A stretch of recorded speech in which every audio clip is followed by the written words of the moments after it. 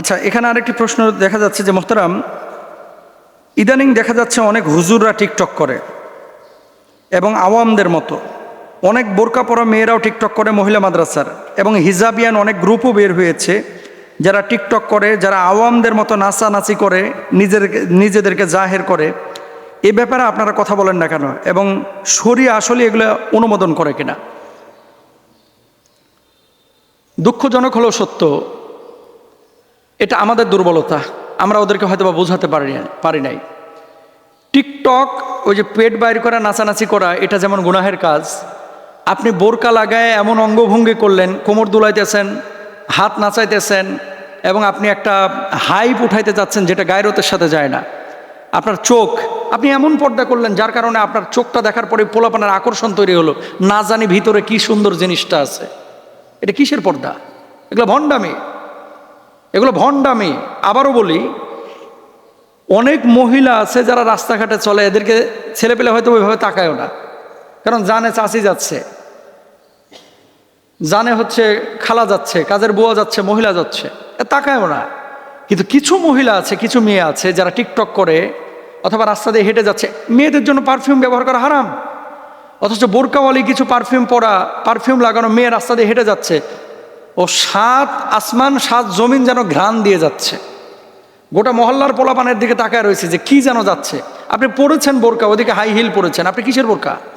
আপনি হুজুর, অথচ চলাফেরা করতেছেন আওয়ামের মতো।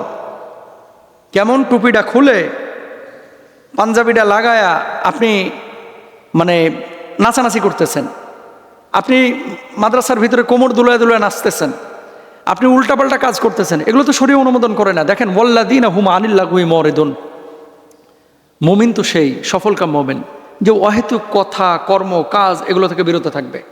আমি আমার বোনদেরকে বলবো এবং ভাইদেরকে বলবো, যারা এই সমস্ত কাজগুলো করতেছেন, আপনারা, দুঃখজনক হলো সত্য, কাপল ব্লগ নিয়ে আমরা অতীতে অনেক প্রতিবাদ করেছি। ইদানিং দেখা যাচ্ছে অনেক এই কি বলে ইসলামের শুরুতে নিজেদেরকে অনেক কনজারভেটিভ, অনেক ধার্মিক হিসেবে পেশ করে, এরকম কিছু লোক তারা বউ নিয়ে কাপল ব্লগ করতেছে।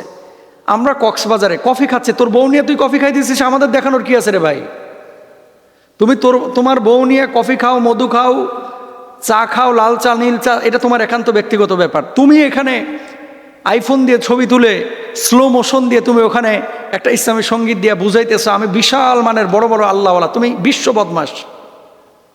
কি বুঝাইতে চাও এগুলো দিয়ে? পাবলিককে বোকা ভাবো? আমি যে কথাটা বলতে যাচ্ছি, ইসলাম মানলে যেভাবে ইসলাম বলা হয়েছে, যেভাবে বলেছে সেভাবে ঢুকেন ভাই।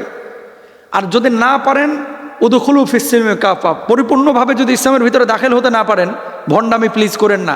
সাধারণ মানুষ আপনাদের এই সমস্ত জিনিসের কারণে এরা এটাকে ইসলাম মনে করতেছে। বুঝাইতে পারি নাই মনে হয়। গ্রুপের নাম হিজাবিয়ান গ্রুপ।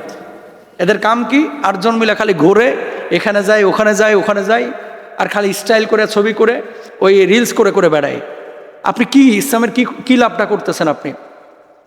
আপনি বলেন যে দিনের কি মেসেজটা আপনি দিচ্ছেন পাবলিকের কাছে?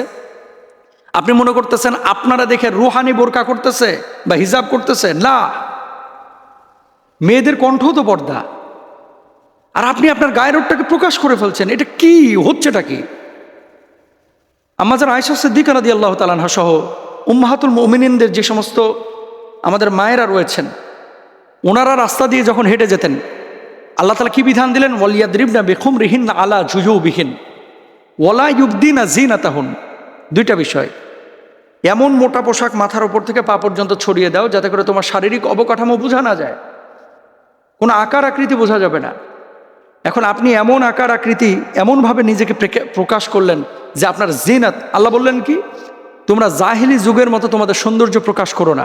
আপনি বারবার হাত দেখাচ্ছেন, আপনার চোখটাকে একেবারে হরিণের মতো করে রাখছেন, পুরো মুখে বোরকার নিচে আপনি মেকআপ করে রাখছেন, এখানে বোরকা পরতেছেন, ওখানে যে আপনি বোরকা খুলে ফেলছেন বিয়ে বাড়ি থেকে। এই ঘোড়ার ডিমের এই বোরকার কী লাভ আছে? এটা পর্দা না, এটা তামাশা। কষ্ট নিয়েন না প্লিজ, আপনাদের হিতাকাঙ্ক্ষী হিসাবেই বললাম। কারণ আলেমরা তো এই জাতির, আমরা অত বড় আলেম না, কিন্তু সতর্ক করার জন্য যতটুকু এলেম দরকার আল্লাহ তো মোটামুটি দিয়েছেন। আপনারা ভুল পথে আছেন। আপনাদের কাছে উদাত্ত চিত্তে আহ্বান করছি, পর্দা করলে পর্দার মতো পর্দা করেন, আর না করলে এই ধরনের পর্দার নামে সমাজের মধ্যে ভুল মেসেজ ছড়ানো এটা আপনাদের অধিকার কেউ দেয় নাই। হুজুরদেরকেও বলছি, সাধারণ মানুষকেও বলছি, এবং ওই হিজাবিয়ান বিভিন্ন গ্রুপকেও বলছি, প্লিজ আপনারা এখানে থামেন। আল্লাহ তাআলা বুঝদান করুক। নাম হিজাবিয়ান গ্রুপ। এদের কাম কি? 8 জন মিলে খালি ঘুরে, এখানে যায় ওখানে যায় ওখানে যায়, আর খালি স্টাইল করে ছবি করে ওই রিলস করে করে বেড়ায়। আপনি কি ইসলামের কি লাভটা করতেছেন আপনি? মানে আপনি বলেন যে দিনের কি মেসেজটা আপনি দিচ্ছেন পাবলিকের কাছে? আপনি মনে করতেছেন আপনারা দেখে রুহানি বোরকা করতেছে বা হিজাব করতেছে? না, মেয়েদের কণ্ঠও তো পর্দা, আর আপনি আপনার গায়ের রূপটাকে প্রকাশ করে ফেলছেন। এটা কি হচ্ছেটা কি? আমাদের আয়েশা সিদ্দিকা রাদিয়াল্লাহু তাআলা আনহা সহ উম্মাহাতুল মুমিনিনদের যে সমস্ত আমাদের মায়েরা রয়েছেন, ওনারা রাস্তা দিয়ে যখন হেঁটে যেতেন, আল্লাহ তাআলা কি বিধান দিলেন? ওয়ালিয়াদরিবনা বিখুমরিহিন্না আলা জুজুবিহিন ওয়ালা ইউবদিনা যিনাতাহুন। 2টা বিষয়।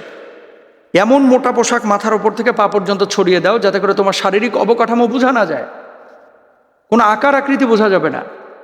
এখন আপনি এমন আকার আকৃতি এমনভাবে নিজেকে প্রকাশ করলেন যে আপনার জিনাত। আল্লাহ বললেন কি?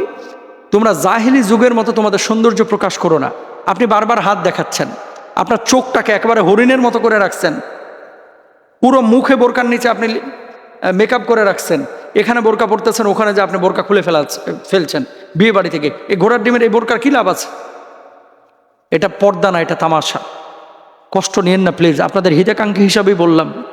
কারণ আলেমরা তো এই জাতির, আমরা অত বড় আলেম না, কিন্তু সতর্ক করার জন্য যতটুকু এলেম দরকার আল্লাহ তো মোটামুটি দিয়েছেন। আপনারা ভুল পথে আছেন। আপনাদের কাছে উদাত্ত চিত্তে আহ্বান করছি, পর্দা করলে পর্দার মতো পর্দা করেন, আর না করলে এই ধরনের পর্দার নামে সমাজের মধ্যে ভুল মেসেজ ছড়ানো এটা আপনাদের অধিকার কেউ দেয় নাই। হুজুরদেরকেও বলছি, সাধারণ মানুষকেও বলছি, এবং ওই হিজাবিয়ান বিভিন্ন গ্রুপকেও বলছি, প্লিজ আপনারা এখানে থামেন। আল্লাহ তাআলা বুঝদান করুক।